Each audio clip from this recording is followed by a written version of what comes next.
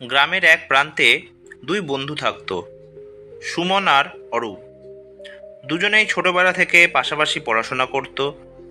সুমন সবসময় নিজের কাজ নিয়ে ব্যস্ত থাকত, আর অরূপের অভ্যাস ছিল অন্যদের সমালোচনা করা। ক্লাসে কেউ ভালো নম্বর পেলে অরূপ বলতো, ও তো শুধু মুখস্থ করে, তেমন বুদ্ধি নেই। কেউ খেলাধুলায় ভালো করলে সে বলতো, ওর ভাগ্য ভালো, না হলে এত কিছু করতে পারতো না।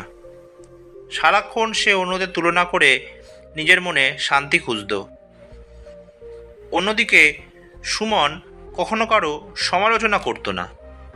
সে জানতো সমালোচনা করে আরেকজনকে ছোট করলে নিজের কখনো উন্নতি হয় না। তাই সে নিজের দুর্বলতাগুলো চিনে নিয়ে ধীরে ধীরে সেগুলো কাটিয়ে উঠতে চেষ্টা করত।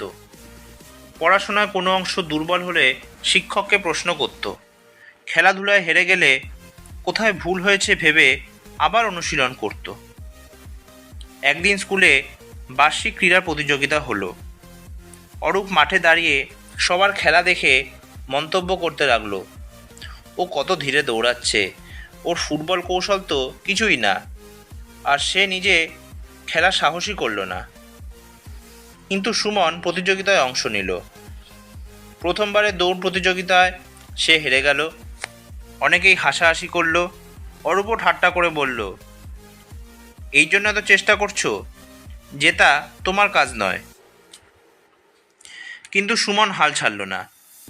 প্রতিদিন ভোরে উঠে দৌড় অনুশীলন শুরু করলো, শরীরচর্চা করলো, শ্বাস নিয়ন্ত্রণের কৌশল শিখল।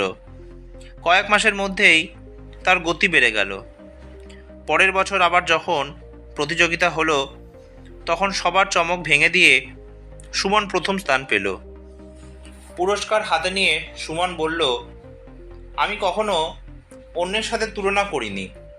আমি শুধু ভেবেছি গতবার আমার ভুল কোথায় ছিল, কিভাবে নিজেকে আরও ভালো করা যায়।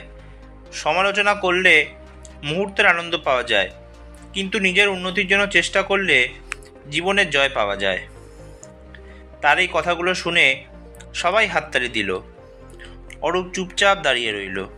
সে বুঝতে পারল এতদিন সে শুধু অন্যকে ছোট করার মধ্যে সময় নষ্ট করেছে, অথচ নিজের উন্নতির জন্য সে কিছুই করেনি।